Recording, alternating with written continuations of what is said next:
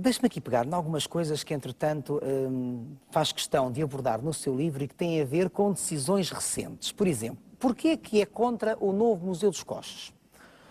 Bom, por uma razão muito simples. Olha, como aconteceu com o teatros, a nossa opção foi concentrar. Realmente, nós temos muitas dificuldades orçamentais e, portanto, a gestão dos orçamentos deve ser para o essencial. Nós temos estes teatros justamente porque não se andou a gastar dinheiro em mil e uma pequenas coisas. Nos museus defendi exatamente a mesma ideia. A Rede Nacional de Museus, concentração nos 29 museus nacionais e qualificação séria dos museus. Quando eu saí, justamente bloquearam o primeiro que ia abrir com essas características, que era o Museu da Etnologia. O único que abrimos com essas características é hoje exemplar. Enfim, é uma parceria Estado-Privado, que é o Museu de Serralves, que foi começado e terminado no meu tempo. Aliás, se nós estivéssemos aqui, estaríamos na Fundação de Serralves, exatamente. E, portanto, a minha ideia era essa, os museus serem todos qualificados em termos da capacidade de exposição das suas obras, em termos de investigação, em termos de serviços educativos, e, portanto, serem realmente unidades vivas da cultura. E, portanto, não me parece que tenha qualquer sentido, quando temos necessidade de investir milhões nos museus que temos. Muitos sabem que há muitos museus que têm um diretor e um guarda. Não têm qualquer pessoal de investigação, de serviços educativos, não têm nada, não têm ninguém. Orçamentos raquíticos, completamente inadaptados à função. Para que um novo museu, quando já existe quando tínhamos o Museu dos Coches, penso que continuava a ser um daqueles que tinha mais público, num sítio excelente, num sítio que, por estudos feitos no meu tempo, quer no Laboratório de Engenharia Civil, quer no Instituto de Restauro de Roma,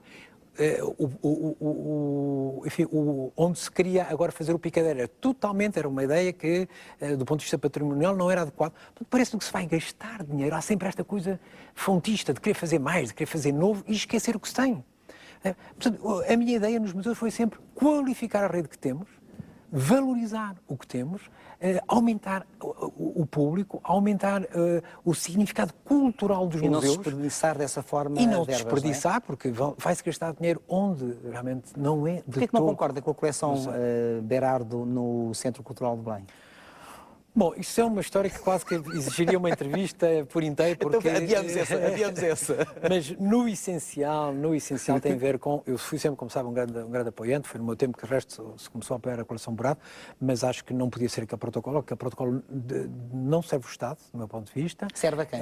Serve ao próprio Berardo, e penso que ele, de resto, estava aberto para um outro tipo de acordo que servia muito melhor aos portugueses e serviu completamente o CCB. Há quantos anos nós não temos uma exposição? Eu vejo, comparado com Madrid aqui ao lado, com tantas cidades espanholas, há quanto tempo não se vê uma exposição internacional interessante em Lisboa? Quer dizer, veja, acho que se devia ter caminhado, mas como digo, isso é noutro sentido. Noutro sentido, e eu tinha outra solução para isso. A Unesco preocupa-se com o património classificado em Portugal e que está a degradar-se? Preocupa-se muito, é coisa muito séria.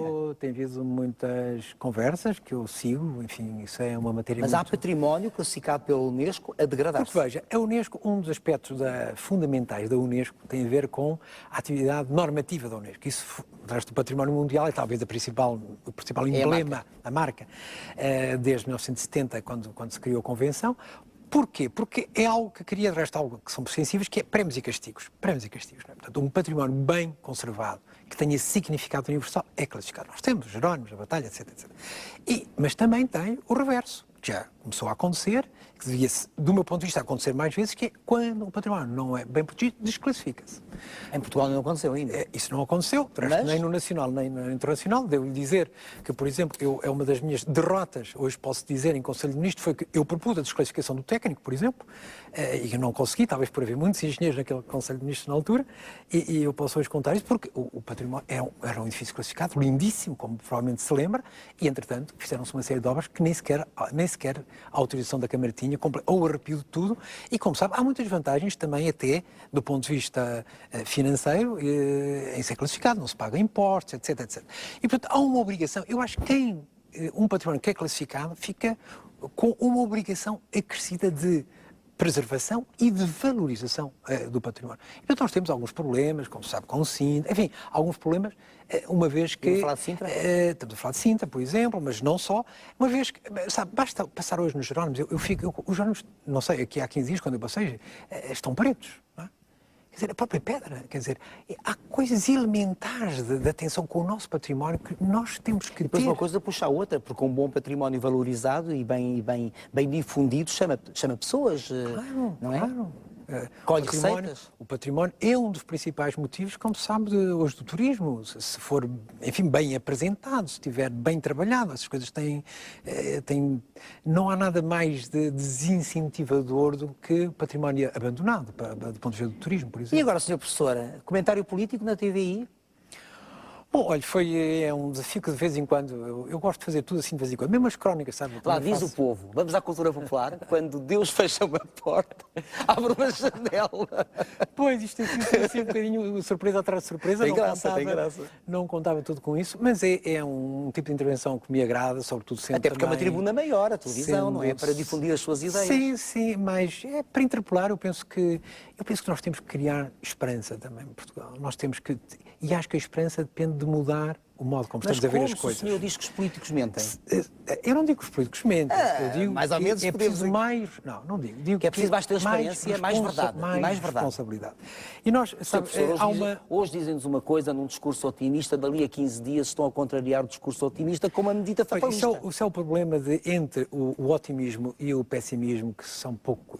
acho que são posições pouco consistentes. Eu tenho sempre defendido que se deve ser realista, deve-se olhar para as coisas. Ser capaz de antecipar, um político que não é capaz de antecipar não é nada, não é ninguém. Mas é também preciso conhecer a história dos problemas, a história das coisas. E tudo isto tem falhado muito. Mas eu penso que o problema... Mas deixe-me só dizer isto, ou perguntar isto. Não deve um político diagnosticado o problema atempadamente, olhos nos olhos, falar com os portugueses... Sim, mas isso é preciso que... Olha, tem aí crónicas, sei lá, a crónica que deu o nome ao livro, que eu depois mudei uma vez que queria dar este título, e agora, que chama-se Que Fazer, é uma crónica que eu publiquei em junho de 2008, e onde dizia as soluções que o Governo tinha pensado, e provavelmente bem, no quadro do paradigma anterior, estão postas completamente em causa. Isso para mim é evidente há 2 anos e meio, para muitas pessoas só é agora. Mas para mim era... Mas, como sabe, havia muitas pessoas que o diziam. Mas então os políticos estão impreparados, não estão bem preparados? A questão sabe, há um problema, sabe, que já há muitos anos se põe que há uma grande diferença hoje entre o que são as qualidades que se requerem a um político para ser eleito, e que no essencial tem a ver com uma gravatinha e um fatinho composto e um penteado e os dentinhos tratados e tal, e as qualidades para governar. Mas isto é a democracia. Não, isso é política espetáculo. Sim, mas eu que lhe digo, as qualidades que são requeridas para ser eleito são essas. É a política espetáculo. As qualidades que são requeridas no dia seguinte para governar são outras. É a preparação, é o conhecimento. Hoje, como muitas vezes se diz, sabe, as pessoas que se ocupam disto, dificilmente um Churchill ou um de Gaulle eram eleitos.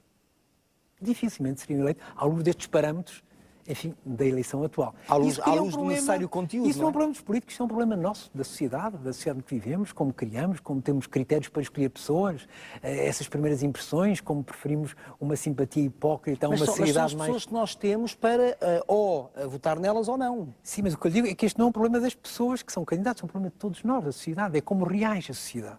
Portanto, isto é um problema de todos nós. Mas vislumbra-se aí uma nova classe de políticos com esse conteúdo e em detrimento da imagem exterior? Eu acho que só se houver pressão, se não há uma pressão social nesse sentido, certamente que não.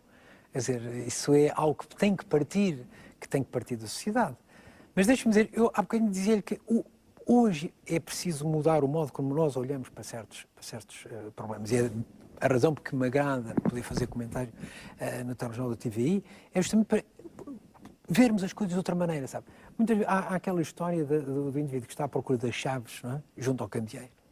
E a essa altura anda ali 1 hora, 2 horas, e não encontra nada. Então, mas, enfim, não consigo encontrar nada. E tens a certeza que perdeste aqui as chaves? Eu não. Então, mas porquê estás à procura? Porque onde está a luz? Porque onde há o candeeiro? Eu acho que nós estamos nesta situação. Focam-nos um problema. E nós andamos à volta deste problema. Por exemplo, hoje em dia o orçamento. Estamos aqui a discutir o orçamento hoje. Há uma quase telenovelização deste problema do orçamento. Há uma dramatização também. O problema para mim começa justamente quando e veja, somos o único país na Europa, quando se forma um governo de minoria com uma crise que é maior que nós temos desde 1974. Isto, do meu ponto de vista, aqui é completamente mas não se esqueça que só agora é que os portugueses têm a noção, porque perceberam, a dimensão real da crise. Os dados vêm muito de trás. Também não podemos estar sempre a dizer os portugueses... Não, temos muitos elementos. Mas a maior parte dos portugueses não é informada a esse ponto, não é? Claro. E depois temos alguém que nos diz, calma, que isto não é tão mau como está. Houve muita gente há muitos anos a situar a dificuldade destes problemas. Eu penso que houve muita gente, enfim, não tinha este dramatismo. Mas veja, há aqui um problema de cultura, mais ou menos política. Os ingleses tiveram recentemente eleições com 2 partidos que tinham imensas ideias, desde impostos à Europa, ideias completamente diferentes. Alguma vez ouviu falar na hipótese de um governo minoritário? Isso é impossível na cultura política inglesa. E nós precisamos de... Nós temos uma cultura política muito de afrontamento, em que the winner takes all, não é? Tem muito a ver com a partidocracia, etc. Isto não vai lá. Nós precisamos de uma cultura de maior negociação, de maior conversa, de maior pluralismo, de maior no fundo de negociação. Esta cultura de afrontamento, eu acho que cria uma crispação no país. Nós precisamos de serenidade para enfrentar os problemas. E isso tem a ver com haver uma cultura política que torna estas, no fundo, estas situações impossíveis. Eu também acho que já há muitos portugueses a não acreditar no próprio afrontamento. Ou no próprio confronto, não é? Porque a ideia é que mas eu acho isso vá para a rua, Sr. Professor, e vai ouvir certamente. Eles depois entendem-se. Pois, mas isso, quer dizer, o que é fundamental é que nós pensamos... Mas era bom que se entendessem às claras. Sim. Mas o que é fundamental é vermos que estes problemas têm uma raiz. Nós não podemos pensar que um governo minoritário pode enfrentar uma situação de crise, porque não pode.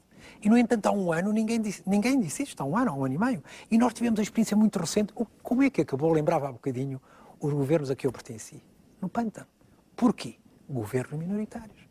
O governo minoritário deve ser uma exceção absoluta. E veja, não é por acaso que não há nenhum governo minoritário na Europa. Confidência. Dizia-me há pouco, antes de começarmos a falar, que António Guterres é dos políticos mais bem preparados em termos nacionais e até em termos internacionais. A visão dos portugueses de António Guterres não é a mais agradável. Porque ele escolheu sair, eu penso, num momento que o debilitou muito. Não é? E penso que também por uma razão, porque a política é isto. A política quando digo, os políticos não acordam todos os dias a pensar fazer maldades. O senhor é um político bem preparado? Deixe-me dizer, o António Guterres, porque é muito importante as condições em que os políticos exercem o poder. O António Guterres exerceu o poder sempre em minoria. Essa foi a tragédia, do meu ponto de vista, a tragédia do Partido Socialista nestes 10 anos. Mas as maiorias também são por vezes perigosas. Não, depende muito da personalidade. A democracia é, de facto, o governo da maioria. E hoje, para quem Mas a maioria faz tudo e mais alguma coisa, pode fazer tudo e mais alguma coisa. E pode ser julgado ao fim de 4 anos. Pois pode. É assim que funciona a democracia. E hoje, veja, hoje há imensos contrapoderes. Hoje, o que é interessante estudar, de resto, há muito estudo sobre o que é contra a democracia, porque os cidadãos têm imensas maneiras de pronunciar. Há sondagens, há os mídia, há as, enfim, instituições de controle. Mas assim eles se sintam estimulados a participar, a colaborar. Sim, mas isso estimula. Eu penso que é por aí que é preciso. Acho que estamos numa sociedade pouco estimulada. Mas é preciso pensar que a democracia é o governo da maioria. O senhor é um político bem preparado? Não sou eu que o devo dizer, as pessoas avaliarão. Eu tenho feito o meu trabalho. Nunca pensou ser primeiro-ministro? O melhor que sei, o melhor que posso. E, em geral, só penso uma coisa quando ela me é proposta. Nunca pensou em ser primeiro-ministro? Nunca pensei. Devo dizer que nunca pensei em não ser professor. A minha mas já é política há muito tempo, senhor professor. Estou, como sabe, de saída neste momento, são 15 anos. Está de saída para entrar em algum sítio. Agora, no comentário político. Não, o comentário político... Eu não vou... mas é fazer política. Comentário político. Dizer, irá ver que vou procurar fazer alguma coisa no comentário político de diferente do que se tem. Fazer política? E eu regresso, eu não regresso, eu regresso à minha função na faculdade. E digo isso com muito prazer, sabe? Porque também não vejo muitos casos. Eu regresso exatamente ao posto onde parti há 15 anos. O meu lugar, na Universidade Nova de Lisboa. Não vou para nenhum conselho de administração, para nenhuma fundação suspeita ou duvidosa. Não, volto para o meu posto. E acho que, como eu gosto de fazer política. Mas comentário ou não, são coisas transitórias. Mas isso é um exercício de grande humildade que, por vezes, podemos estranhar numa pessoa que é tida como uma pessoa com uma superioridade intelectual muito grande. Não, sabe, isso é um equívoco. Em geral, a imagem exterior de superioridade, na maior parte das vezes, traduz apenas timidez e modéstia. Também é verdade. Que é genuína, do meu ponto de vista. A coisa que mais gosto de fazer é aprender, é seguir...